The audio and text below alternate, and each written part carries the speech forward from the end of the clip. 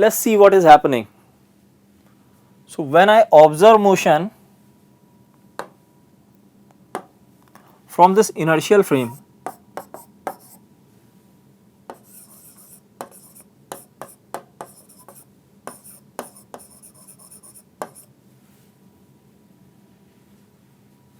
I observe net force on the body,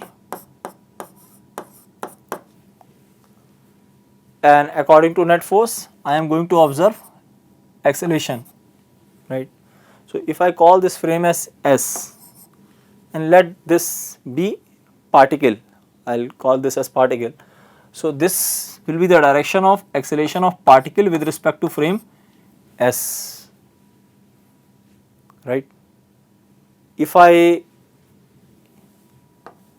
want to observe motion from this frame which is having acceleration with respect to inertial frame, so let this frame be some S dash, as it is having acceleration, say this has got acceleration in this direction, acceleration of S dash with respect to S, and this is our non-inertial frame because it has some acceleration with respect to inertial frame, non-inertial frame.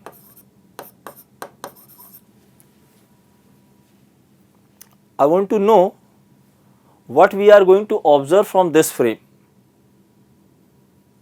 I can directly apply Newton's second law from this inertial frame, and now I want to know what I need to do to observe the motion with respect to non-inertial frame. Okay. So I will start with the Newton's second law from this inertial frame. So I can write F net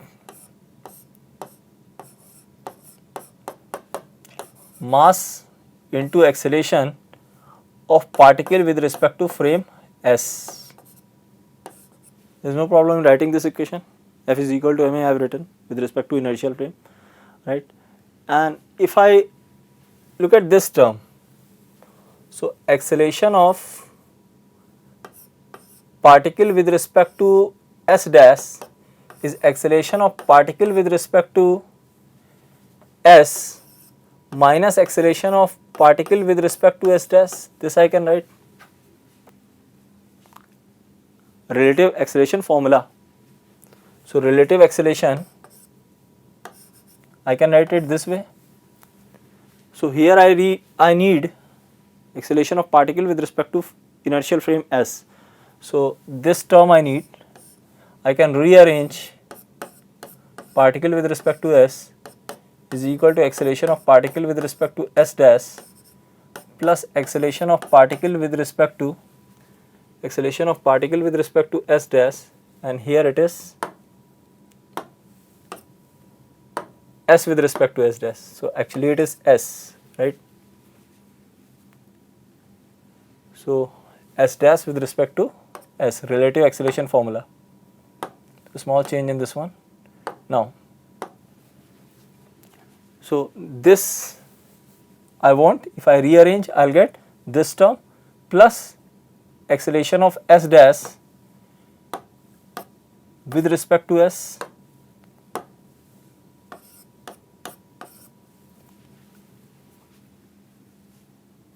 right. Now if I substitute this one in this equation,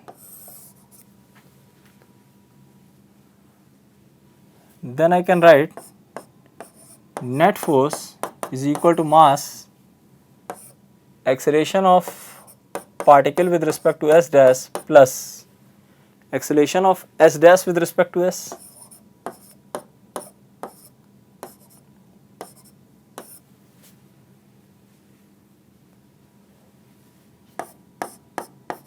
I can also write, if I get this term this side, plus minus m acceleration of S dash with respect to S will be m into acceleration of particle with respect to S dash vector.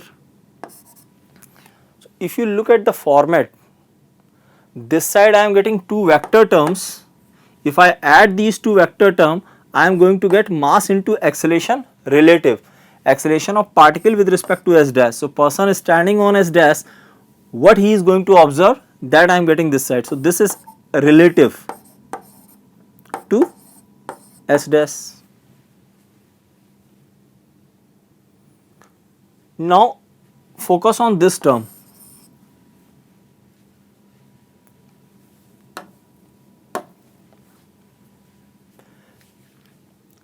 This is force. So force can be added to a term which will have unit of force. So that means this will also have unit of force.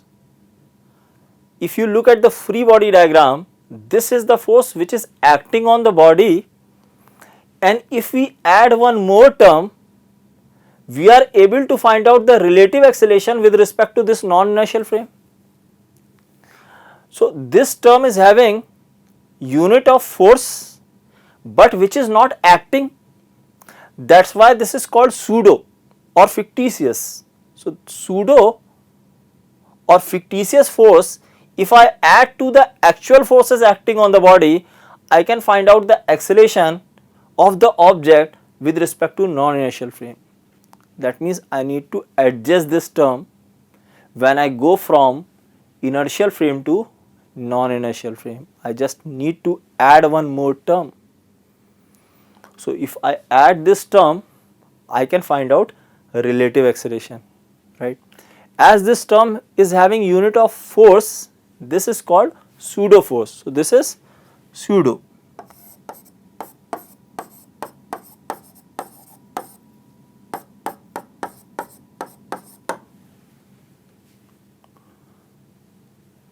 This is the force which is actually acting. So I can write the whole expression as F actually acting on the body, I will call real, then I will call this term as pseudo, force pseudo will give you mass into acceleration relative to non-inertial frame, A relative.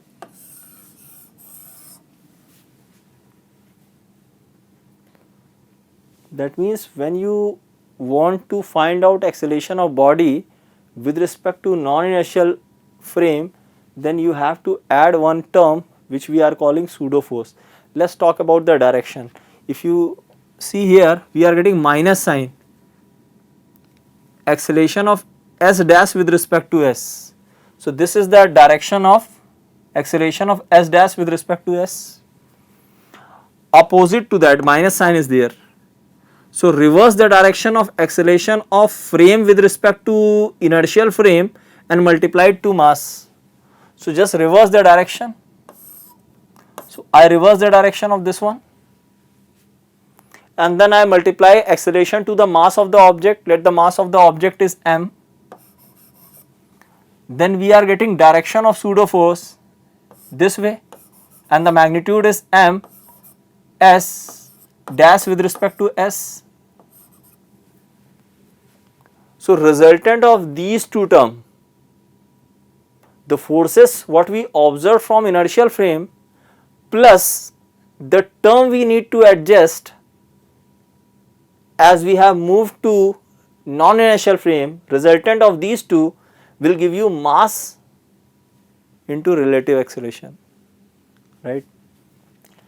So direction of pseudo force is opposite to the direction of pseudo force is opposite to the direction of acceleration of non-inertial frame with respect to inertial frame, right.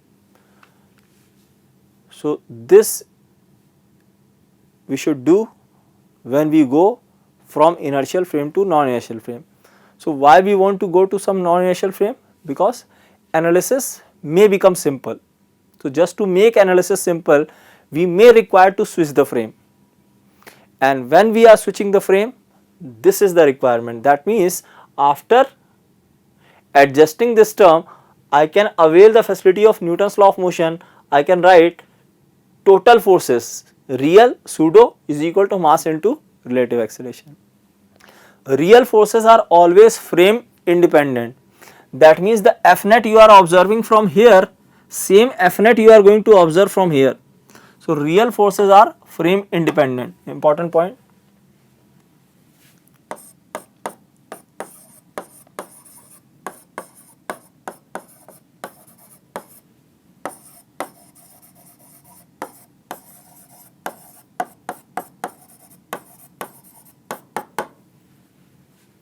gravitational force, for example. So no matter whatever frame you move, the gravitational force you are going to observe will be same, right. So the real forces are frame independent. From any frame you move to any other frame, you are going to observe same real forces. Now what we explain here, or what we discuss, a second point, see this one, let us understand that second point. When you go from one frame to another frame, obviously all the frame with respect to inertial frame will have different acceleration. If they have different acceleration, if this quantity is different, if this quantity is coming different, then pseudo force here will come different. If this pseudo force comes different, because this will be same for all the frames, if this quantity is different, that means what you are going to observe from different frame will be different. So according to the variation in this one, there will be variation in this one, and this pseudo force depends on the acceleration of the frame. So from inertial frame, when you go to different frames, or different frames having different acceleration, you are going to observe acceleration of the object different. That is the meaning of the second point what was there in the previous slide, right. So according to this one, this term will be different, right. I hope now second point is also clear.